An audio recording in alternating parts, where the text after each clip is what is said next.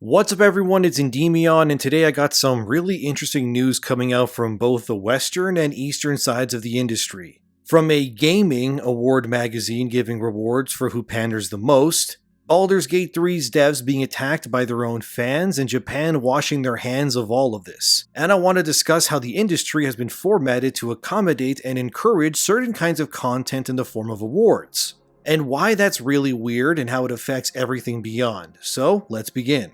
Firstly, I want to talk about this gaming awards thing. So there's a website called gamingmagazine.com. It's a website that champions and promotes everything within geek culture that includes LGBTQ+ ideas. The existence of this site isn't surprising since there are plenty of websites all over the internet that each cater to different things. Like Geeks of Color, which is another site meant for gamers who are people of color, which I had a whole feud with that site a few months back already cause they're weirdos.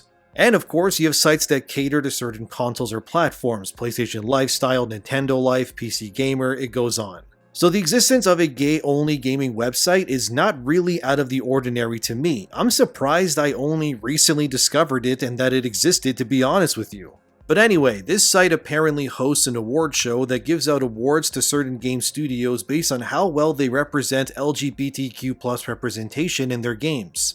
They have reward tiers like Game of the Year, Industry Diversity Award, Best LGBTQ Character, and Authentic Representation.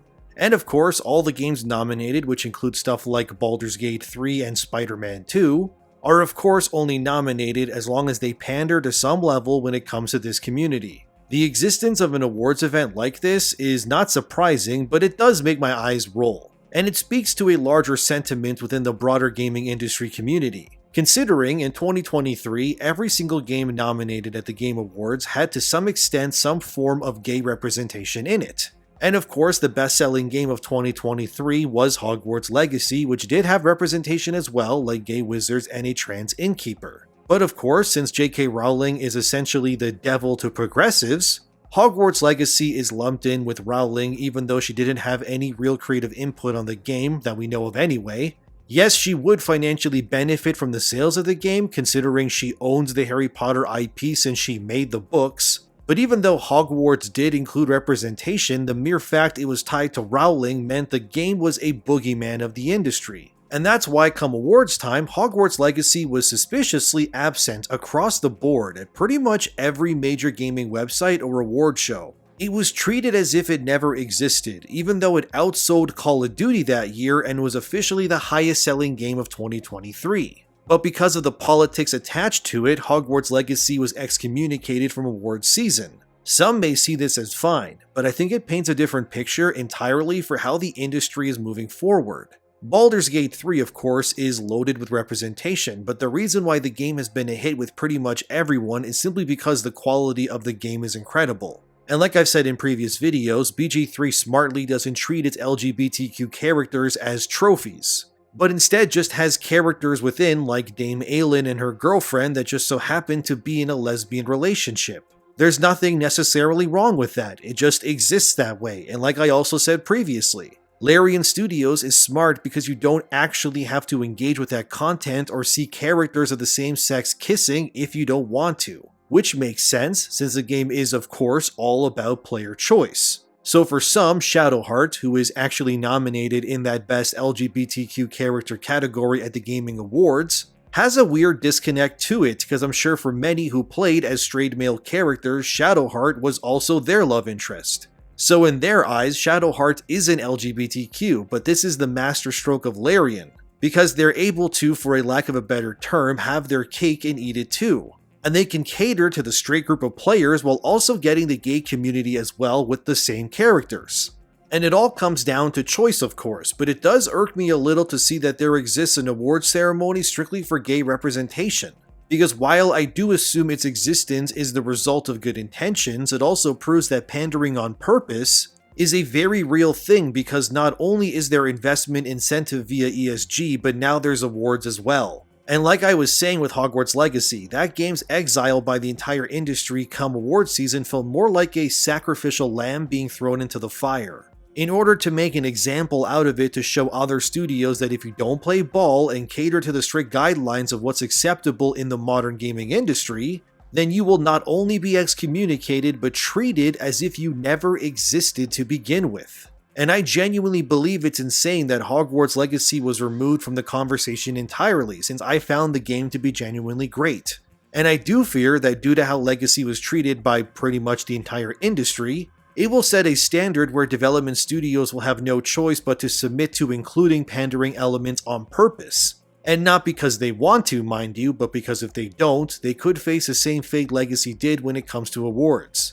And of course, being showered with awards helps with future sales, since you can slap on the box or digital marketplace that, hey, your game won Game of the Year, or Best RPG, Action Game, whatever. It's the same thing with the Oscars in Hollywood.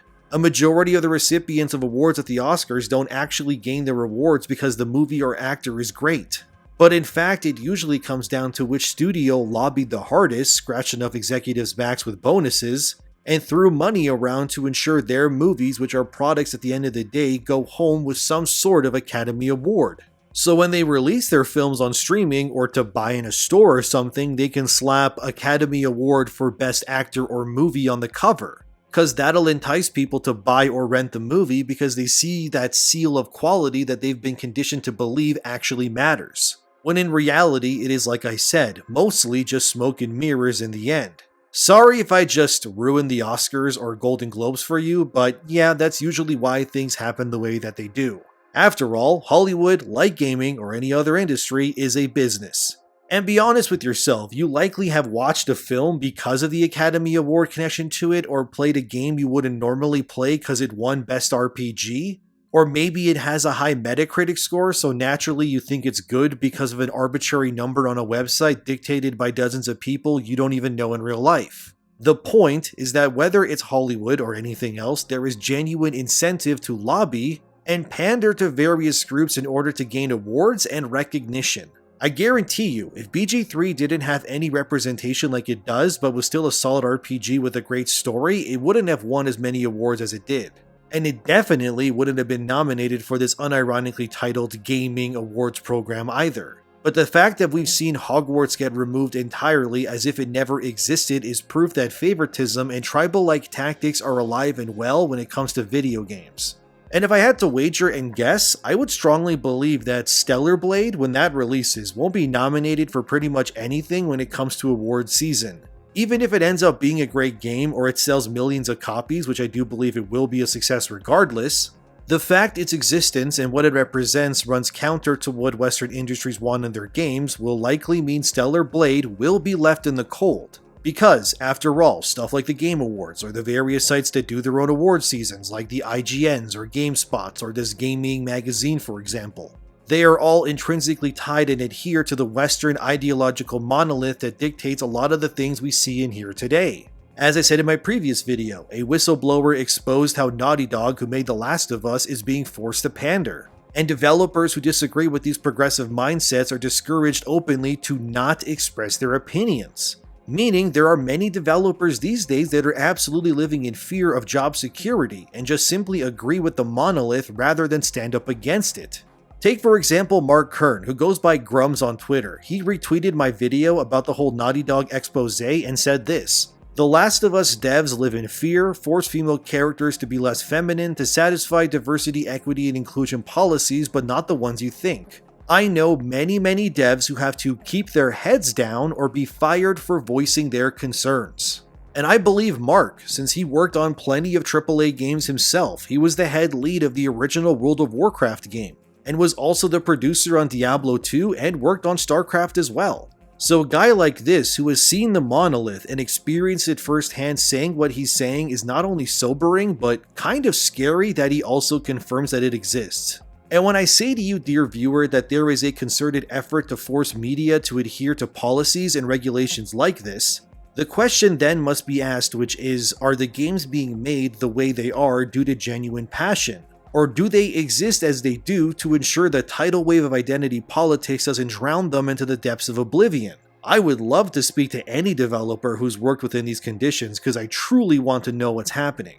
And since I'm likely already blacklisted from many game studios or events already anyway for talking about what I do, I don't exactly have any opportunities to lose to begin with. I only answer to the audience anyways, so I would love to know the dark truth behind these things firsthand. Although, while Larian is being showered with praise for their representation efforts, they are also being attacked by their own community as well. Recently, Baldur's Gate 3 has been confirmed to be getting official mod support in the future. So not only PC, but even console versions of the game will have access to the insane amount of mods BG3 has available at some point. But because of this venture into officially supporting mods, it will of course lead to updates that Larian sends out that will, understandably, not work from the get-go with certain third-party mods that fans make. This is not because Larian doesn't agree with a mod or something, it's literally because with a game with these many moving parts, these official updates will likely break random mods to varying degrees as bugs and issues can and will be ironed out.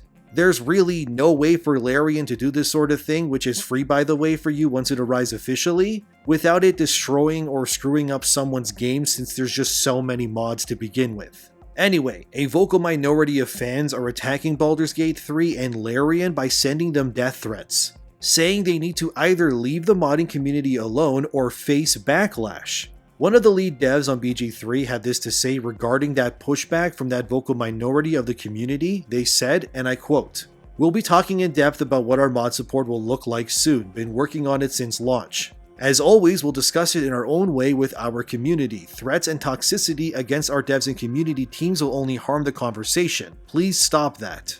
This is a game that went from 2 million players to way over 10 million in a very short space of time, so it's natural the conversation becomes muddier and complex.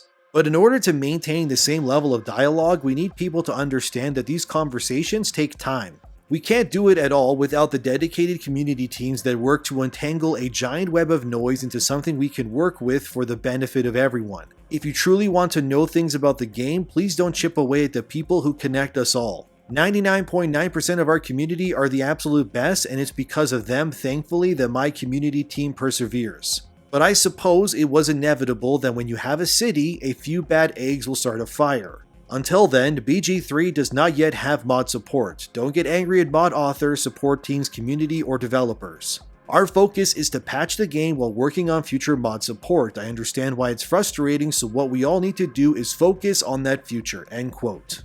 And I think what the developer of publishing for Larian said here is fine. He's not trying to attack the community or anything else. He's simply letting the fans know that, hey, this game has got a lot bigger way faster than Larian first intended. And they are working diligently to ensure that mod support can come to everyone regardless of platform. But due to how big the game is and all that, these things will obviously take some time. And I agree that attacking the BG3 community or the devs will just help no one. And under no circumstances, I don't care what it is, but I don't endorse the concept of death threats against anyone regardless. Plus, like I said, since BG3 is getting mod support for free eventually, how can you even really complain? But it's not surprising since there will always be a subset of fans who will complain when things don't go the way they want or not as quickly as they want. I think Larian has already given enough to the community as is, so the fact they're doing what they're doing again for free is amazing. So if you're mad at the whole mod support thing and issuing death threats, please stop immediately. It's never that serious. These are real people who love that game as much as you do. And we don't benefit from the harassment or threats over things like this. In the meantime, maybe put BG3 down and go play something else. Maybe something Japanese made even, which brings us to the next part of this video with this article from Bloomberg titled, "Investors in Japan drain $4.5 billion as they exit ESG funds." You read that right, fellas. Japan's economy has confirmed that it is largely abandoning the economic push for ESG when it comes to their products. Not entirely rejecting it, mind you, but this is a massive blow regardless. Apparently, according to Bloomberg, in 2021, Japan had a massive increase in ESG funding from their investors across the board. A total of around 1.8 trillion yen. In terms of how much that is in American, 1 trillion is around $6.6 billion. So we could guess around $12-ish billion American was invested in ESG ventures in Japan from 2021 onward or so. And now that money is being pulled out. Why, you may be asking. According to a director of manager research at Morningstar, which is a company known for calculating the investments of other companies that ESG is, in their own words, rather than being a response to investor demand for sustainable investments, ESG was seen as a theme. And according to Morningstar in 2023, for example, there were no new ESG products launched between October and December of last year. Meaning the interest in ESG-riddled products from Japan anyway are starting to slowly but surely die out in major parts of their economy. And according to one analyst Bloomberg asked, they don't believe interest in ESG will continue or return within Japan's economy anytime soon or ever at all. Of course, this doesn't mean ESG and pandering is gone entirely from Japan. There will always be some level of it within every economy or country. But it's sobering to realize that as far as the vast majority of Japanese companies are concerned, they have no interest in it compared to their Western counterparts. Of course, Sega has recently said they are open to diversity hiring and all of that, and then I decided to look even deeper. And it turns out Sega has an entire webpage created targeted towards diversity, equity, and inclusion. And it strangely looks a lot like the Sweet Baby website format too. I mean, here, let me scroll down and you can see what I mean. You'll see that Sega is pushing for DEI and inclusivity amongst their groups and are actively engaging to increase their ESG scores. Mind you that Sega is a Japanese company, and what's happening here is not the norm for that side of the world, as I stated, with the 1.8 trillion yen being removed already. So for all I know, this website and this push could be a part of that almost 12 billion American pullout.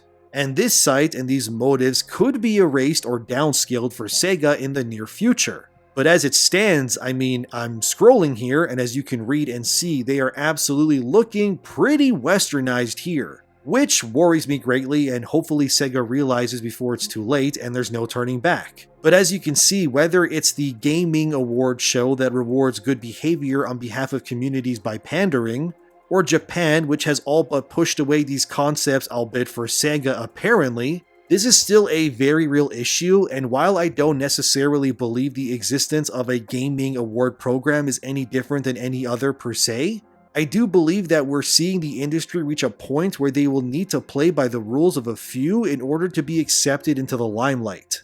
And I personally don't think that's right, but I guess we'll see as time goes on. And for some, the pandering is through the roof. Look at this Tomb Raider tabletop game, which apparently features a character with a bow and arrow that also has a half-shaven haircut. And they're missing 2 legs, and their body type is heavier than average. The pandering doesn't stop, fellas, and this just looks like it's incredible in all the wrong ways. I couldn't make a more pandering look if I tried. I genuinely can't believe there's developers or artists out there who unironically make things like this. And don't see how ridiculously offensive and pandering it is, but alas, that's modern gaming for you, I guess. And as I was making this video, Mark commented on the whole Japan purging ESG funds, and I think what he had to say was interesting. Here's what he said. ESG easy money is vaporizing fast. But unless the industry is purged of activist developers, there is no quick fix to AAA gaming and movies. The West is far more infected than Japan. And he's right. Whether ESG funds run out sooner or later, the point remains that the damage of these principles and ideologies will still exist regardless. The best way to look at it is ESG is a sickness or disease within the body. And as long as you don't take the proper medication or procedures to cure that illness, it will just get stronger and grow until it kills you. So as long as we don't cleanse the gaming industry of this insane line of thinking, then regardless of money being there or not to invest will not really matter, since the ideas will still remain. And it will quickly become a race to the bottom of the barrel for many. Of course, history, like anything, works in cycles. Maybe we're reaching a point where the ESG era will end and this nonsense will be behind us, but even if that were to happen, it still doesn't fix the problem entirely either. Since as long as something exists, especially an idea, then it can return and take over just as it managed to do before. And likely, whenever another era of nonsense like this comes back, it will be stronger, more sophisticated, and able to recognize the faults of what went wrong the first time. We have to stay vigilant and keep things accountable like companies or studios. Because just take one look at the early 2010s and you can see how the slippery slope went from, oh, this is just a fad or this will die out soon, to suddenly becoming the status norm across the board. We cannot allow these ideas and concepts to exist in the future or now. And I will work diligently to ensure as many people as possible are aware to ensure history does not repeat itself. And as for angry fans attacking Larian Studios, that's just lame, man, stop that. But now I'm worried about Sega after looking into this further, since they are home to things I love like Yakuza, or I guess Like a Dragon as it's known now. I guess time will tell, but hopefully they were somewhat related to that massive money pull that happened recently, and if not, I'll keep my ear to the ground for you guys, don't worry. So, what do you think about all this? Are you for or against inclusive award shows? Are you okay with Japan pulling out? And what about Sega? Let me know in the comments. Thank you for watching, like, subscribe, and share the video if you enjoyed it. Thanks to my patrons, and have a great day. I'll see you in the next one.